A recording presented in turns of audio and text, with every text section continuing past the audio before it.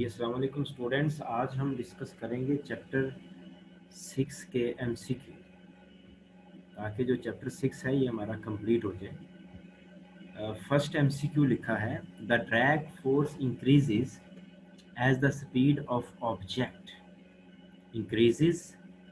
B option है decreases, C option है remains constant, D option है नन ऑफ दीज।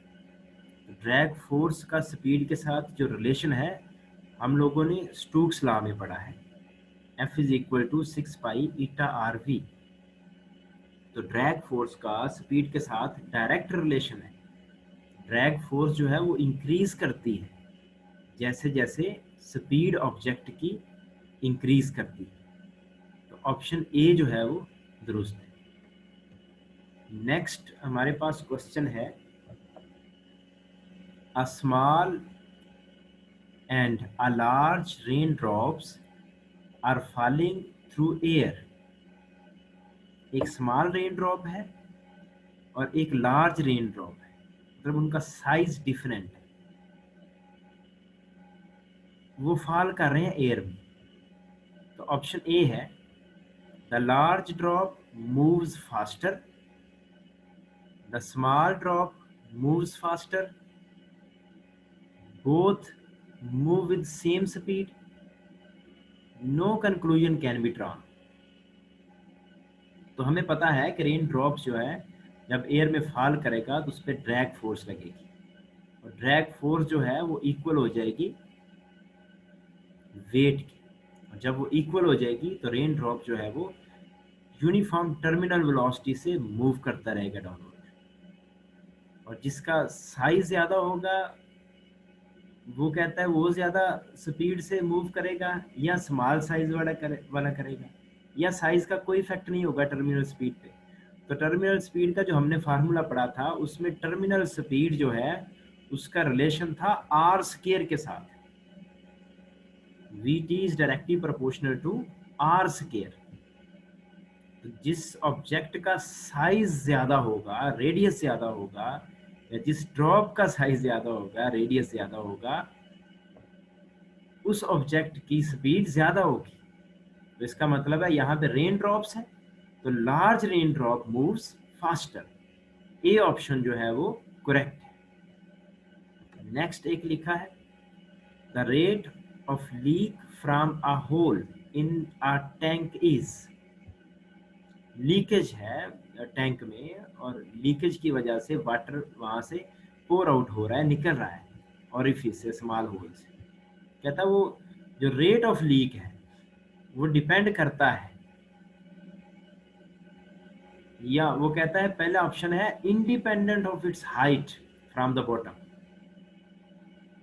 कि जो रेट ऑफ लीक है जहां पे होल है, होल डिपेंड ही नहीं करता हाइट पे। मतलब होल जो है वो टैंक की ऊपर वाली साइड पर है, या मिडल पे है, या बॉटम पे है, उससे रेट ऑफ लीक डिपेंड नहीं करता।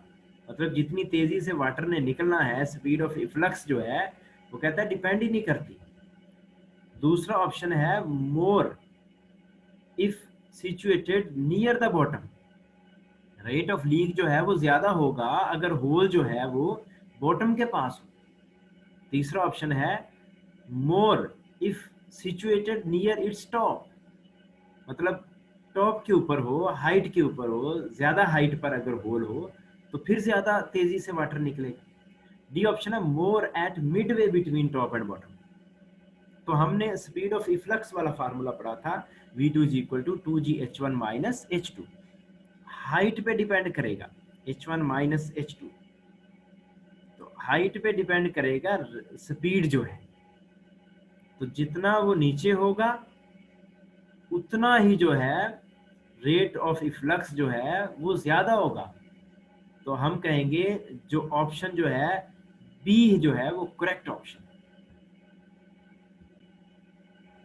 नेक्स्ट क्वेश्चन है बेटा, the maximum drag force on a falling sphere is 5 Newton. Its weight is। Maximum drag force कहता है 5 न्यूटन लग रही है। अब ड्रैग फोर्स किधर को लगती है? Opposite to weight. वेट के ऑपोजिट डायरेक्शन में लगती है। तो हमने कहा ऑब्जेक्ट अगर डाउनवर्ड फॉल कर रहा है तो उसका वेट डाउनवर्ड है। जैसे जैसे वो डाउनवर्ड फ्लूइड में मूव करता जाता है ड्रैग फोर्स इंक्रीज होती जाती है उसकी स्पीड बढ़ने से, और एक वक्त ऐसा आता है कि ड्रैग फोर्स जो है वो बराबर हो जाती है वेट के। और जब ड्रैग फोर्स वेट के बराबर हो जाती है तब टर्मिनल वेलोसिटी होती है, यानी कि ज्यादा से ज्यादा मैक्सिमम वैल्यू जो ड्रैग फोर्स की है वो वेट के बराबर हो सकती है, उससे ज्यादा नहीं हो सकती। हम लिखेंगे 5 न्यूटन। 5 न्यूटन वेट था तो ड्रैग फोर्स भी 5 न्यूटन लगी है, या 5 न्यूटन ड्रैग फोर्स लगी है, मैक्सिमम ड्रैग फोर्स 5 न्यूटन है, तो इसका मतलब है वेट भी फिर कितना होगा, 5 न्यूटन होगा। नेक्स्ट क्वेश्चन है 5। The net force acting on the droplet moving through the fluid is. Net force जो लगेगी ड्रॉपलेट के ऊपर जब वो फ्लूइड में मूव कर रहा है, तो वो उसका फार्मूला क्या होगा, वो ड्रैग फोर्स जो है वो बराबर होगी weight of object minus drag force. Net force जो है वो बराबर होगी weight of object minus drag force, weight of object plus drag force minus weight, या जीरो। तो वेट ऑफ ऑब्जेक्ट को माइनस, तो weight of object minus drag force के बराबर होगी नेट फोर्स। वेट डाउनवर्ड है, डाउनवर्ड वाली फोर्स में से हम ड्रैग फोर्स अपवर्ड वाली जो है वो माइनस करेंगे। तो ऑप्शन जो है ए दुरुस्त है। नेक्स्ट क्वेश्चन है बेटा 6 नंबर क्वेश्चन है, according to Stokes law drag force depends on. Drag force किस पे डिपेंड करती है, कोफिशिएंट ऑफ विस्कोसिटी पे करती है, रेडियस ऑफ स्फेरिकल बॉडी पे डिपेंड करती है, टर्मिनल वेलोसिटी पे डिपेंड करती है। तो हमने पढ़ा है कि drag force is equal to 6 pi eta r v, उसमें कोफिशिएंट ऑफ विस्कोसिटी भी है और रेडियस भी है और टर्मिनल वेलोसिटी भी है, तीनों पे डिपेंड करती है, तो ऑल ऑफ दीज। नेक्स्ट है poise is unit of coefficient of temperature, coefficient of viscosity, coefficient of friction, या नन ऑफ दीज। पॉइज जो है ये भी यूनिट है कोफिशिएंट ऑफ विस्कोसिटी का, और 1 पॉइज जो है वो बराबर होता है 10 किलोग्राम पर मीटर पर सेकंड। ये किलोग्राम पर मीटर पर सेकंड जो है ये यूनिट होता है कोफिशिएंट ऑफ विस्कोसिटी का, और पॉइज भी यूनिट है कोफिशिएंट ऑफ विस्कोसिटी का। नेक्स्ट क्वेश्चन है Bernoulli's equation establishes a relation between. Bernoulli equation जो है वो रिलेशन बनाती है किसमें, pressure and speed of fluid, pressure and height of fluid, pressure speed and height of fluid, और pressure and mass of fluid. हमने देखा कि जो बर्नौली इक्वेशन थी उसमें 3 टर्म्स थी, एक थी प्रेशर P, एक थी रो जी एच 1 या रो जी एच, एच जो है हाइट है, और तीसरी टर्म थी हाफ रो वी स्केयर। इसका मतलब है वेलोसिटी भी है, प्रेशर भी है, हाइट भी है, तीनों का रिलेशन है। तो सी ऑप्शन दुरुस्त है, pressure speed and height of fluid, option C is correct. Next है question number 9।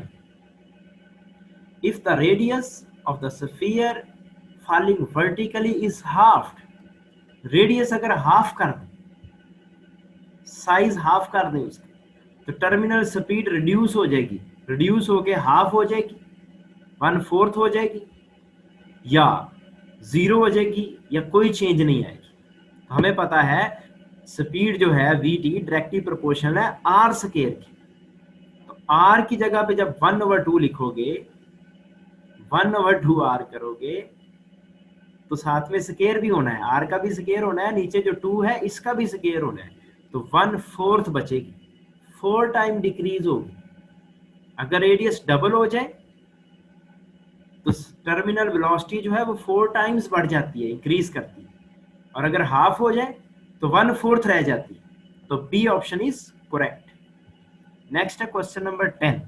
When a fog droplet moves vertically downward it is subjected to fog droplet जो है आपने देखे हैं वो सस्पेंड हो जाते हैं और डाउनवर्ड स्लोली मूव कर रहे होते हैं, तो फिर उस पर फोर्स ऑफ ग्रेविटी लगती है या जस्ट ड्रैग फोर्स लगती है या both force of gravity and drag या नन फोर्स एट ऑल या कोई भी फोर्स नहीं लगती।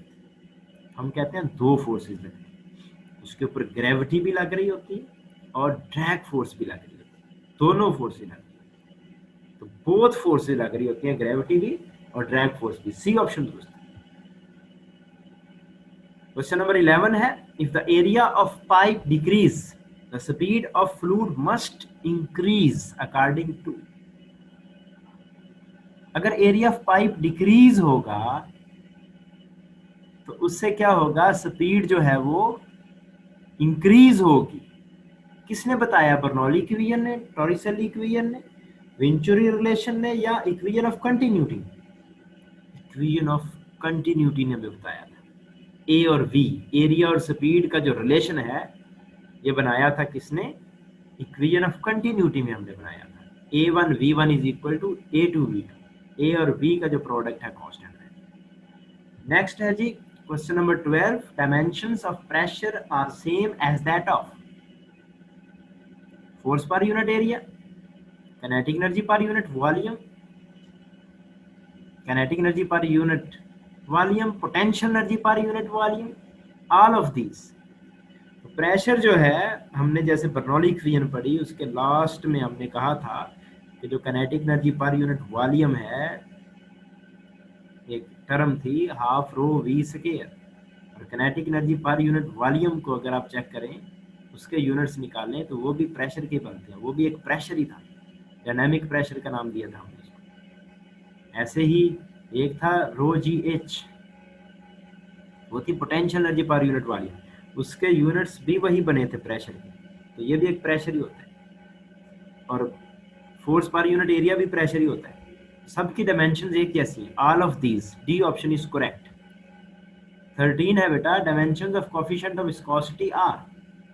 विस्कोसिटी का जो कोएफिशिएंट है उसकी डायमेंशंस क्या होती हैं, यूनिट हमें पता है किलोग्राम पर मीटर पर सेकंड है, तो ml-1 t-1, option C is correct. Next है question number 14, maximum drag force on a body falling in a viscous medium is 19.6 Newton. Its mass is, maximum drag force जो है 19.6 Newton है, तो object का mess कितना होगा? Mess हमें पता है F/g हो जाएगा, ये नीचे कैलकुलेशन भी की है। ड्रैग फोर्स बराबर हो जाएगी वेट के, मैक्सिमम ड्रैग फोर्स वेट के बराबर हो जाएगी, ठीक है। और हमने F को बराबर रख लिया mg के, यहाँ से m आ गया F/g, F ड्रैग फोर्स 19.6 और g की वैल्यू 9.8 आप लिखेंगे यहाँ, 9.8।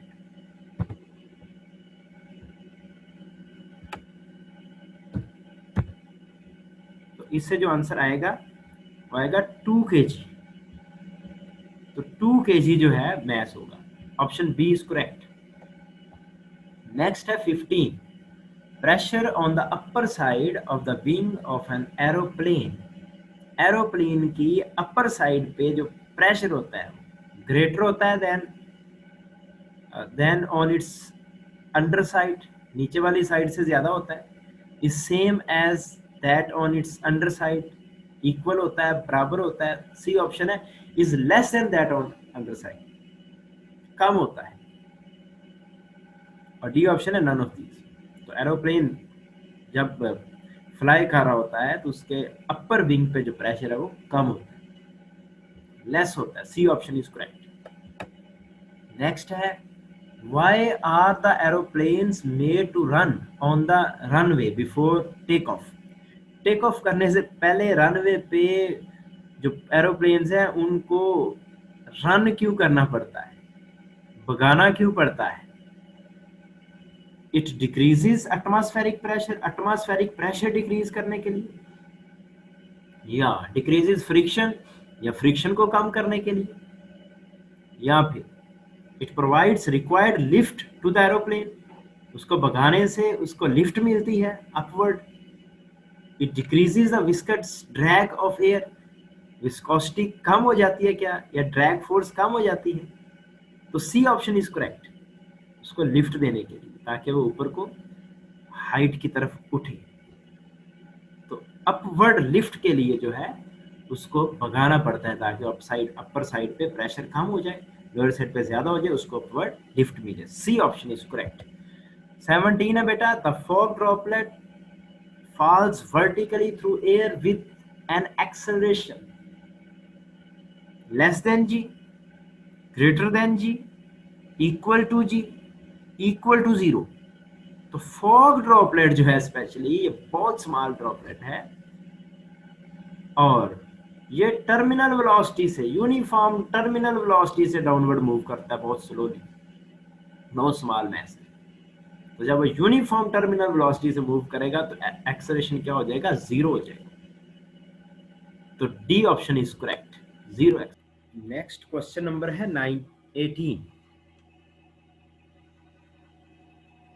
नेक्स्ट क्वेश्चन नंबर है 18। The SI units of flow rate are. हमें पता है इक्वेशन ऑफ कंटिन्यूटी में हमने पढ़ा था कि फ्लो रेट जो होता है वॉल्यूम पर यूनिट टाइम होता है। तो वॉल्यूम के यूनिट्स होते हैं मीटर क्यूब, उसकी डायमेंशन होगी एल क्यूब, और टाइम के यूनिट्स होते हैं सेकंड और उसकी डायमेंशन होगी टी। तो ये हो गया एल क्यूब टी माइनस 1। तो ए ऑप्शन जो है ये करेक्ट है। नेक्स्ट क्वेश्चन नंबर है 19। A 2 metre high tank is filled with water if a hole appears at its middle then speed of efflux is। तो ये हमारे पास रिलेशन है v is equal to 2g h1 minus h2 square root.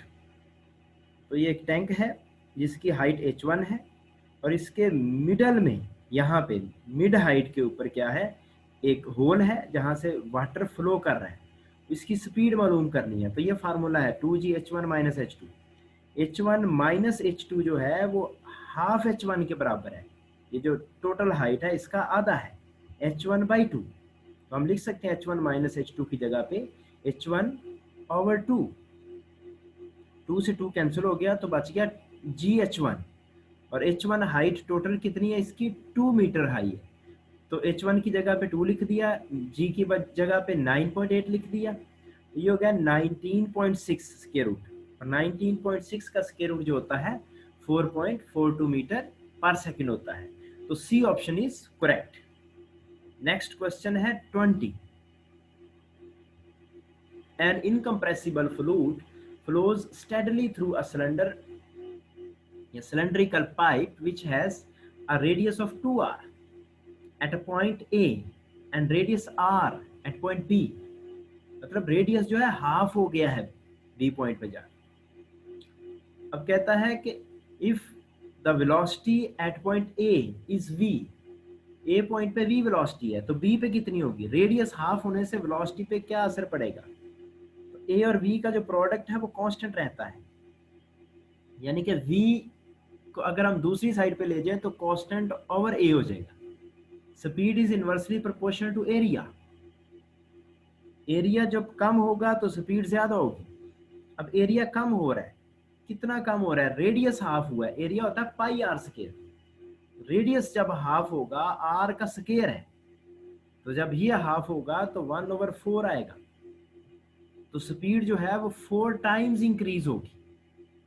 Speed का जो relation है area के साथ वो इनवर्स रिलेशन है, लेकिन पाई आर स्क्वायर एरिया होता है। तो एरिया हाफ होगा 1/2 आर होगा, तो 1/2 का स्क्वायर हो जाएगा 1/4, 4 ऊपर चला जाएगा। तो इस तरह स्पीड जो है वो 4 टाइम्स इंक्रीज होगी, डबल नहीं होगी, 4 टाइम्स होगी। रेडियस हाफ होने से स्पीड 4 टाइम्स हो जाएगी। तो 4v, ए ऑप्शन जो है ये करेक्ट है।